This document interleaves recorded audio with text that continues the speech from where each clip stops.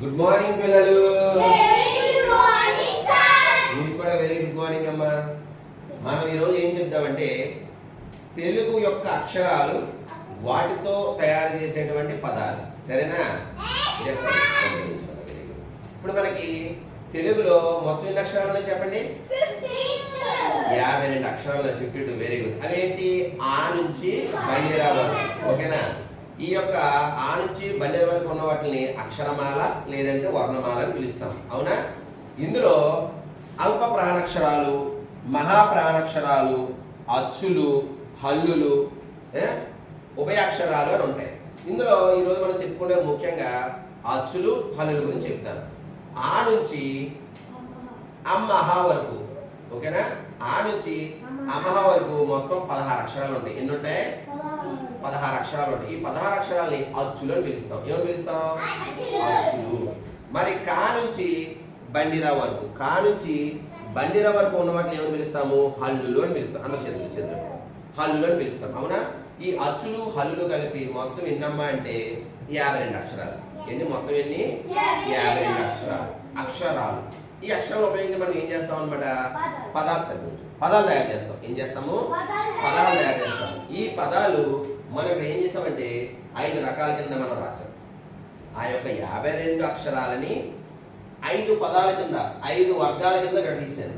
ఆ 5 వర్గాలు ఏంటమ్మా అంటే, జాగ్రత్త, సరళ పదాలు, గుణింతాక్షర పదాలు, ద్విత్వాక్షర పదాలు, సంయుక్తాక్షర పదాలు, సంశ్లేషాక్షర పదాలు. అంటే ఏంటి సార్ అంటే, ఇప్పుడు మనం ఆ నుంచి బండేర వరకు అక్షరాలు చెప్పుకున్నాం కదా. ఈ ఆ నుంచి బండేర వరకు ఉన్న అక్షరాలు మాత్రమే ఉపయోగించి కొన్ని పదాలు తయారు చేస్తాం. వాటిని ఏమంటామంటే సరళ పదాలు అంటాం. సరళము అంటే సులువైన, చాలా తేలికగా రాయొచ్చు అనమాట. అవి ఏంటో ఒకసారి చెప్తాను చూడండి. అలా, ఆట, ఇలా, ఈగ, ఉమా, ఊడ. ఇక్కడ ఏమీ లేదు. ఆ నుంచి బండేర వరకు ఉన్న అక్షరాలతో మాత్రమే మనం పదాలు తయారు చేస్తాం. అంటే ఆ నుంచి బండేర వరకు నీకు అక్షరాలు వస్తే ఈ సరళ పదాలు అనేవి చాలా సులువుగా రాసేయచ్చు అనమాట.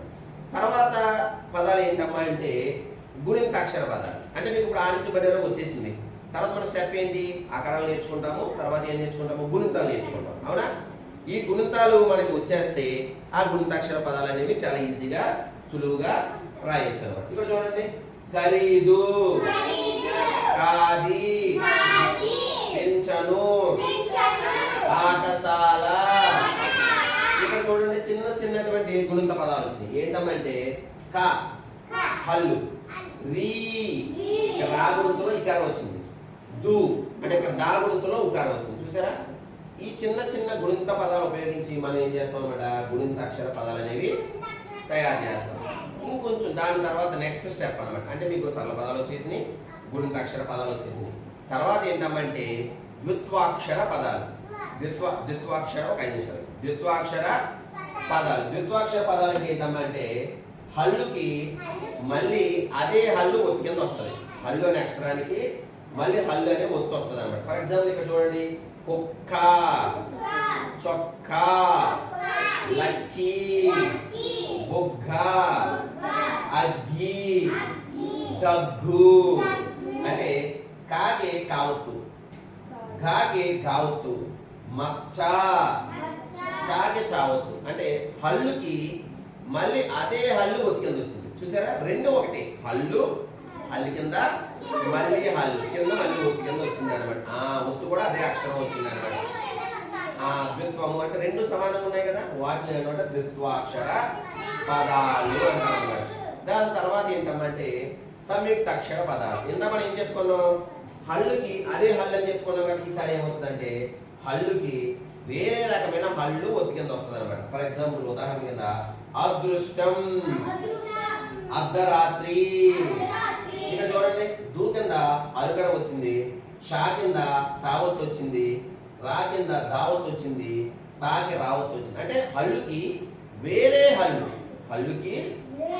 హల్లు పూర్తి కింద వచ్చింది అన్నమాట. ఇటువంటి ఏమంటామంటే సంయుక్తాక్షర పదాలు అంటారు. ఏమంటాం? సంయుక్తాక్షర పదాలు. ఇంకొక అక్షరానికి రెండు ఒత్తులు వస్తుంటాయి. ఒక్కొక్క అక్షరానికి రెండు ఒత్తులు వస్తుంటాయి. ఉదాహరణ ఫర్ ఎగ్జాంపుల్ మనది ఆంధ్ర రాష్ట్రం, మనదే ఆంధ్ర రాష్ట్రం, అవునా? ఆంధ్రప్రదేశ్ ఏ రాష్ట్రం అంటే ఆంధ్ర రాష్ట్రం అంట. ఇక్కడ రాష్ట్రము అనే దాంట్లోనే షాకి తావత్ వచ్చింది, రావత్ వచ్చింది. ఇక్కడ చూడండి, రాష్ట్రం తావత్ వచ్చింది, రావత్ కూడా వచ్చింది. ఎన్ని వచ్చినాయి? రెండు ఒత్తులు వచ్చినాయి. ఇక్కడ ఒక అమ్మాయి మనకి చదువుకుని వెళ్ళిపోయింది, జ్యోత్స్న అని. ఇప్పుడు 8వ తరగతిలో ఉంది ఆ అమ్మాయి. ఆ అక్క మీకు కనబడుతుంది కదా, హై స్కూల్కి వెళ్తుంది అక్క. అక్క పేరు జ్యోత్స్న.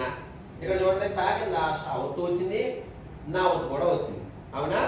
జ్యోత్స్న, అవునా? రెండు ఒత్తులు వచ్చినాయా? అమ్మాయిని మనం స్త్రీ అని పిలుస్తాం. ఇక్కడ చూడండి, షా కింద షీకి తావత్తు వచ్చింది, రావత్తు వచ్చింది, అవునా? ఇలా ఒక అక్షరానికి రెండు ఒత్తులు వస్తే వాటిని ఏమంటామమ్మా అంటే సంశ్లేషాక్షర పదము అంటాం. ఓకేనా? అంటే తెలుగులో మీకు 52 అక్షరాలు వచ్చేస్తే ఆ అక్షరాల నుంచి మనం 5 రకాల పదాల కింద తయారు చేసుకోవచ్చు. ఈ 5 రకాల పదాలు మీకు వచ్చేస్తే ఇంకా తెలుగులో మీరే సూపర్, ఇంకా మీరే డోపర్. సూపర్ డూపర్ అన్ని మీరే. ఇక ఇప్పుడు మీరు అన్ని బాగా రాశారు, మిమ్మల్ని ఏమంటారు? వెరీ గుడ్ అంటారు. ఏమంటారు? అమ్మ నాన్న అందరూ కూడా వెరీ గుడ్ అని మెచ్చుకుంటారు. మిమ్మల్ని మెచ్చుకుంటే నేను కూడా హ్యాపీ, అవునా కదా? చేస్తే నేను బాధపడతాను. మీరు బాగా చదవకపోతే నన్ను కూడా కలిపి అంటారు. కాబట్టి మీరు బాగా చదవాలి, మీ అమ్మకి నాన్నకి మంచి పేరు తెచ్చిపెట్టాలి, దాంతోపాటు మాకు కూడా మంచి పేరు తెచ్చిపెట్టాలి. అలా చేయాలి. మనం ఏం చేయాలి? చదువుకోవాలి. బాగా చదువుకుంటే చదువుకుని చూడకుండా రాయాలి వెరీ గుడ్. అప్పుడు మిమ్మల్ని వెరీ గుడ్ అంటారు. మిమ్మల్ని వెరీ గుడ్ అంటే నేను కూడా వెరీ గుడ్ అన్నమాట. ఓకేనా? ఇప్పుడు మన ఈ అక్షరాలు ఎంత పద్ధతి తయారు చేద్దామా? మరి రాయడం చదవడం కూడా రావాలి మనకి. రాయడం చదవడం కూడా వస్తే మీరే సూపర్ అన్నమాట. పేపర్ చదువుతారు, పుస్తకం చదువుతారు, మీకు నచ్చినటువంటి బైబిల్ చదువుతారు, అవునా? మీకు నచ్చిన రామాయణం చదువుతారు, భగవద్గీత చదువుతారు, రోడ్డు మీద వెళ్ళేటువంటి బస్సు పేర్లు చదువుతారు, న్యూస్ పేపర్ చదువుతారు. ఇవన్నీ చదవడం రావాలంటే మనం ఏం చేయాలి? కూడా చదువుకోవాలి. ఓకేనా? చదువుతారా? Very good. మనం ఏం చేద్దాం? ఇవన్నీ కూడా చూసి ఒకసారి, చూడకుండా ఒకసారి రాద్దాం. ఓకేనా? రైటింగ్ కూడా చాలా బాగుండాలి. సరేనా? Very good. Thank you. Bye.